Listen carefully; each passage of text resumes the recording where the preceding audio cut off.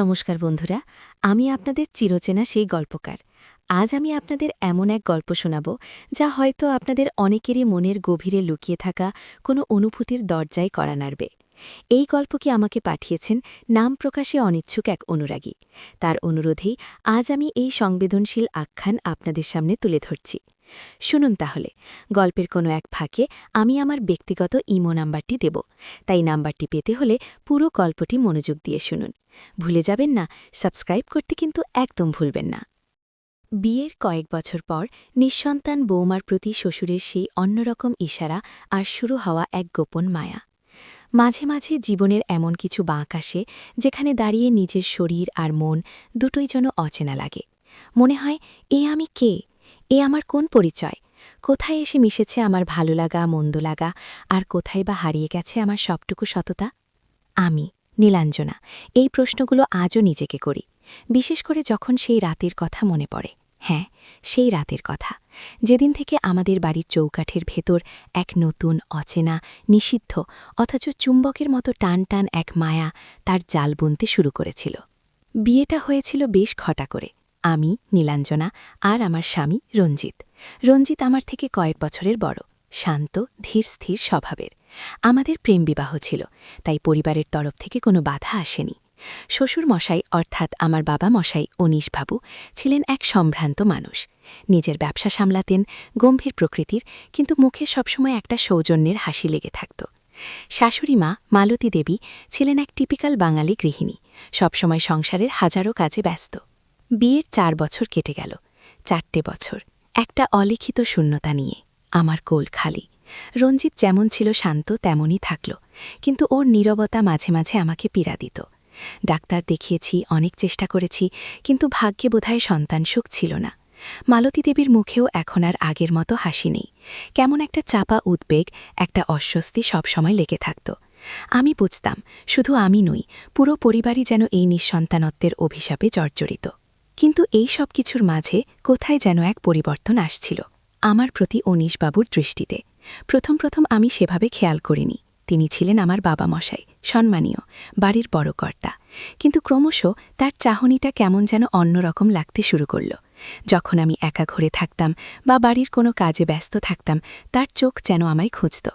যখন আমাদের চোখাচোখি হতো, তিনি দ্রুত দৃষ্টি সরিয়ে নিতেন, কিন্তু সেই অল্প সময়ের দৃষ্টিতে কী ছিল তা আমি ঠিক বুঝে উঠতে পারতাম না। এক ধরনের গভীরতা, এক ধরনের আকুলতা, যা আমার নিজের ভেতরেও কেমন এক অব্যক্ত অনুভূতি জাগিয়ে তুলত। প্রথম প্রথম আমি নিজেকে বোঝাতাম, এটা আমার মনের ভুল।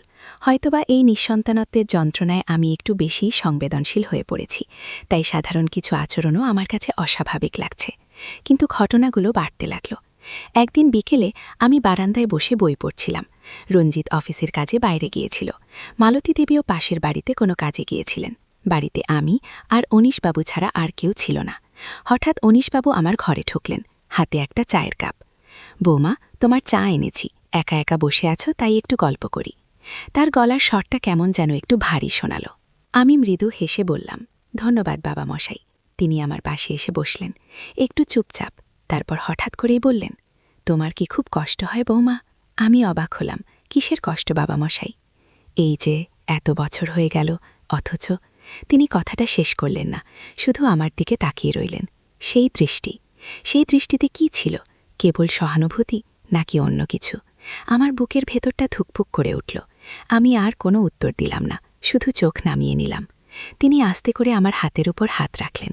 আমার হাতটা ভীষণ ঠান্ডা ছিল। অনীশবাবুর স্পর্শে আমার সারা শরীর যেন কেঁপে উঠল।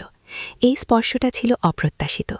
এটা কেবল একজন বাবা মশাইয়ের স্নেহপূর্ণ স্পর্শ নয়, এখানে ছিল অন্য কিছু, একটা তীব্র গভীর হয়তোবা নিষিদ্ধ টান। তোমার কষ্ট দেখলে আমারও কষ্ট হয় বৌমা, তিনি ফিসফিস করে বললেন। তার নিঃশ্বাস আমার মুখে এসে লাগল। আমি বিদ্যুৎ স্পৃষ্টের মতো হাতটা সরিয়ে নিলাম। আমি ঠিক আছি বাবা মশাই, আমার গলা কাঁপছিল। তিনি আমার দিকে ঝুঁকে এলেন, তার চোখ দুটোই কি এক তীব্র আলো। সত্যি নাকি তুমিও একা? এই একা শব্দটা যেন আমার বুকের ভেতরটা দুমড়ে মুচড়ে দিল। হ্যাঁ, আমি একা। রঞ্জিতের কাছ থেকেও যেন আমি একা। ওর নীরবতা আমায় আরও বেশি করে একা করে দেয়। কিন্তু অনীশবাবু, তিনি কেন এমন কথা বলছেন? আমি ঠিক বুঝতে পারছি না বাবা মশাই। তিনি আমার মুখের দিকে তাকিয়ে রইলেন। সেই দৃষ্টিতে মিশেছিল এক অদ্ভুত বেদনা, এক অব্যক্ত আকাঙ্ক্ষা। তারপর তিনি আলতো করে আমার গাল স্পর্শ করলেন। তোমার হাতগুলো এত ঠান্ডা কেন বৌমা? তোমার কি কিছু প্রয়োজন? তার স্পর্শে আমার সারা শরীর শিহরণে ভরে গেল। এই স্পর্শের মধ্যে ছিল এক অদ্ভুত মাদকতা, ভয়ে, বিস্ময়ে আর এক অজানা আকর্ষণে আমার ভেতরটা তোলপাড় করছিল। আমি সরে যেতে চাইছিলাম, কিন্তু পারতাম না। মনে হচ্ছিল যেন এক অদৃশ্য শক্তি আমায় আটকে রেখেছে। আমার আমার কিছু প্রয়োজন নেই বাবা মশাই, আমি কোনো মতে বললাম। তিনি আমার দিকে আরও একটু ঝুঁকে এলেন। তার ঠোঁট দুটো আমার ঠোঁটের খুব কাছে। প্রয়োজন হয়তো তোমারও আছে বৌমা, আর সেই প্রয়োজনটা হয়তো আমিই মেটাতে পারি। তার কথাগুলো বিদ্যুতের মতো আমার কানে বাজল। আমি চোখ বন্ধ করে ফেললাম। আমার শ্বাস বন্ধ হয়ে আসছিল। এই মুহূর্তে আমি কি করছি? আমার বাবা মশাইয়ের সাথে? এই সম্পর্ক কি একেবারেই অকল্পনীয়? কিন্তু তবুও আমার মনের গভীরে কোথায় যেন একটা প্রতিধ্বনি শুনতে পাচ্ছিলাম, এক তীব্র নিষিদ্ধ আকাঙ্ক্ষার প্রতিধ্বনি। তারপর কি হলো তা হয়তো আপনারা বুঝতে পারছেন। সেই রাতে আমাদের বাড়ির নিস্তব্ধতার আড়ালে এক অসমাপ্ত, অনাকাঙ্ক্ষিত অথচ তীব্র এক মায়ার জন্ম হয়েছিল।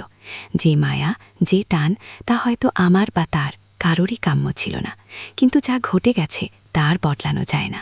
সেই রাতের পর থেকে আমাদের সম্পর্কটা অন্যরকম হয়ে গেল। আমি যখন একা থাকতাম, অনীশবাবু প্রায়ই আমার ঘরে আসতেন, কখনো চায়ের বাহানায়, কখনো বা অন্য কোনো অজুহাতে। তার উপস্থিতি আমায় এক অদ্ভুত অনুভূতি দিত। ভয়, আনন্দ, নিষিদ্ধ রোমাঞ্চ সবকিছু একসঙ্গে মিশে থাকত। তার চোখে মুখে আমি দেখতে পেতাম এক ধরনের ব্যাকুলতা। তিনি আমায় মাঝে মাঝে এমন কিছু কথা বলতেন যা শুনে আমার মনে হতো তিনি যেন আমারই মনের কথাগুলো বলছেন। এই নিঃসঙ্গতা বড্ড যন্ত্রণার, তাই না বৌমা? যখন পাশে কেউ বোঝে না, তখন এই চুপ করে থাকাটাই সবচেয়ে বড় অভিশাপ। আমি তখন কেবল তার দিকে তাকিয়ে থাকতাম। আমার উত্তর না দিলেও চলত, কারণ আমি জানতাম তিনি সবটা বুঝতে পারছেন। তার সেই গভীর ভাবুক দৃষ্টিতে আমি যেন আমার সবটুকু বেদনা, সবটুকু একাকিত্ব দেখতে পেতাম।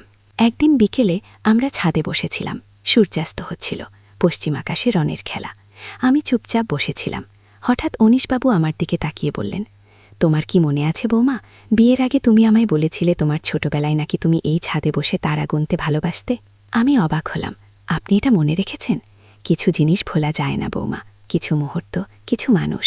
তিনি কথাটা শেষ করলেন না, শুধু আমার দিকে তাকিয়ে রইলেন। তার দৃষ্টিতে ছিল এক গভীর আবেগ। এই যে এত বছর আমরা একসঙ্গে একই বাড়িতে আছি, অথচ এতদিন পর তিনি একটা দীর্ঘশ্বাস ফেললেন। কত কথা বলার ছিল, কত জানার ছিল। তার এই কথায় আমার মনে এক অদ্ভুত আলোড়ন সৃষ্টি হলো। হ্যাঁ, তাই তো, আমরা তো প্রায় অচেনা, কেবল স্বামী স্ত্রীর সম্পর্ক। কিন্তু এই অনীশবাবু, তিনি যেন আমার মনের অনেক গভীরে প্রবেশ করতে পারছেন। আপনারও কি খুব কষ্ট হয় বাবা মশাই? আমি জিজ্ঞেস করলাম। তিনি হাসলেন। সেই হাসিটা ছিল বেদনা মিশ্রিত। কষ্ট? সব কিছুরই একটা দাম দিতে হয় বৌমা। তুমি হয়তো ভাবছ এই যে আমি তোমার প্রতি এমন, এটা হয়তো অন্যায়, কিন্তু বিশ্বাস করো এই অনুভূতির জন্ম আমার অজান্তেই হয়েছে। যখন দেখলাম তুমি একা, তোমার মনটা ভারাক্রান্ত, তখন নিজেকে আটকাতে পারিনি। তার হাতটা আবার আমার হাতের উপর এসে পড়ল। এবার আর আমি হাত সরিয়ে নিলাম না। তার হাতের স্পর্শে কেমন যেন একটা উষ্ণতা ছিল, যা আমার ভেতরে সবটুকু ঠান্ডা দূর করে দিচ্ছিল। তোমার মনটা খুব নরম বৌমা, খুব সুন্দর। যখনই তোমাকে দেখি মনে হয় তোমাকে একটুখানি নিজের করে পাই, তিনি ফিসফিস করে বললেন। আমার বুকের ভেতরটা আবার ধুকপুক করে উঠল। আমি তার দিকে তাকালাম। তার চোখে মুখে এক তীব্র আকুতি। আমি জানি এই মুহূর্তে আমাদের যে সম্পর্ক তৈরি হচ্ছে তা সমাজের চোখে ঘৃণ্য, অনৈতিক, কিন্তু এই মুহূর্তে তার এই আকুলতা, এই স্পর্শ আমাকে এক অন্য জগতে নিয়ে যাচ্ছিল, এক নিষিদ্ধ, রোমাঞ্চকর জগতে। আপনারও কি? আমার গলা দিয়ে কেবল এটুকুই বের হলো। তিনি আমার দিকে ঝুঁকে এলেন। আমার সবটুকু শুধু তোমার জন্য বৌমা, কিন্তু তুমি কি শুধু আমার হতে পারবে? তার ঠোঁটকুটো আমার কানের কাছে এসে স্পর্শ করল। একটা গভীর অব্যক্ত আকাঙ্ক্ষা, যা কেবল তুমিই মেটাতে পারো। সেই রাতের পর থেকে আমাদের দেখা সাক্ষাৎ আরও সহজ হয়ে গেল। রঞ্জিত প্রায়ই বাইরে থাকত, মালতী দেবী তার নিজের জগতে ব্যস্ত, আর আমি ও নিশবাবু, আমরা যেন নিজেদের একটা গোপন জগতে বাস করতে শুরু করলাম। আমার ভয় কাজ করত, কিন্তু তার চেয়েও বেশি কাজ করত এক তীব্র আকর্ষণ। তার স্পর্শ, তার কথা, তার উপস্থিতি সবকিছু আমায় আচ্ছন্ন করে রাখত। যখন তিনি আমার দিকে তাকাতেন আমি যেন তার চোখের গভীরে আমারই প্রতিচ্ছবি দেখতে পেতাম, একাকী কিন্তু একই সাথে কাঙ্ক্ষিত। একদিন রাতে রঞ্জিত এক বন্ধুর বিয়েতে বাইরে গিয়েছিল। মালতী দেবীও তার বাপের বাড়ি গিয়েছিলেন। বাড়িতে আমি আর অনীশবাবু ছাড়া আর কেউ ছিল না। রাত তখন গভীর। আমি আমার ঘরে শুয়েছিলাম। হঠাৎ দরজায় টোকা পড়ল। আমি চমকে উঠলাম, কে এই রাতে? দরজা খুলে দেখি অনীশবাবু দাঁড়িয়ে। তার চোখে মুখে এক অদ্ভুত আলো। ঘুম আসছে না বৌমা? আমি কিছু বললাম না, শুধু দরজার ওপাশে দাঁড়িয়ে রইলাম। তিনি আমার ঘরে ঢুকলেন, দরজাটা আস্তে করে বন্ধ করে দিলেন। তারপর আমার দিকে এগিয়ে এলেন। তোমার পাশে এসে বসতে পারি বৌমা? আমি মাথা নাড়ালাম। তিনি আমার পাশে এসে বসলেন। ঘরের নিস্তব্ধতা যেন আরও ঘন হয়ে এলো, শুধু আমাদের নিঃশ্বাসের শব্দ। আজ আজ আমরা কেউ কাউকেই আটকাতে পারবো না, তাই না? তিনি ফিসফিস করে বললেন। তার কথাগুলো আমার কানে বাজছিল। হ্যাঁ, আজ আর কোনো বাধা নেই, কেবল আমি আর তিনি, আর আমাদের মনের গভীরে লুকিয়ে থাকা সেই তীব্র নিষিদ্ধ আকাঙ্ক্ষা। তিনি আমার দিকে ঝুঁকে এলেন। তার উষ্ণ নিঃশ্বাস আমার মুখে এসে লাগল। তোমার কি ভয় করছে বৌমা? আমি মাথা নাড়ালাম। একটু। ভয় পাওয়ার কিছু নেই, আজ কেবল এইটুকু সময়ের জন্য। তিনি আস্তে করে দরজা খুলে বাইরে উকি দিলেন, কিন্তু কিছুই দেখতে পেলেন না, কেবল নিস্তব্ধ অন্ধকার রাত। মনে হয় হাওয়ার শব্দ, তিনি বলে আমায় আশ্বস্ত করার চেষ্টা করলেন। কিন্তু তার চোখে মুখে আমি স্পষ্ট দেখতে পাচ্ছিলাম এক চাপা উদ্বেগ। সেই রাতে আমাদের সব কিছু থমকে গেল। আমরা একে অপরের দিকে তাকিয়ে রইলাম। আমাদের নিষিদ্ধ প্রেম কি তবে ধরা পড়ে যাবে? কে হতে পারে সেই ব্যক্তি, আর তার উদ্দেশ্যই বাকি? অনীশবাবু ধীরে ধীরে আমার হাতটা ধরলেন। তার হাতটা তখনও কাঁপছিল। আমার মনে হচ্ছে কেউ আমায় দেখছে। আমার নিজেরও মনে এক অজানা ভয় দানা বাঁধছিল। আমরা কি তবে এই নিস্তব্ধ রাতের আড়ালে কোনো বড় বিপদের মুখে পড়তে চলেছি? এই মুহূর্তে আমাদের এই গোপন সম্পর্ক কি তবে এক নতুন ভয়ঙ্কর পরিণতির দিকে এগোচ্ছে? আপনারা কি মনে করেন? এই গল্প কি এখানেই শেষ হয়ে যাবে, নাকি শুরু হবে এক নতুন আরও ভয়ঙ্কর অধ্যায়?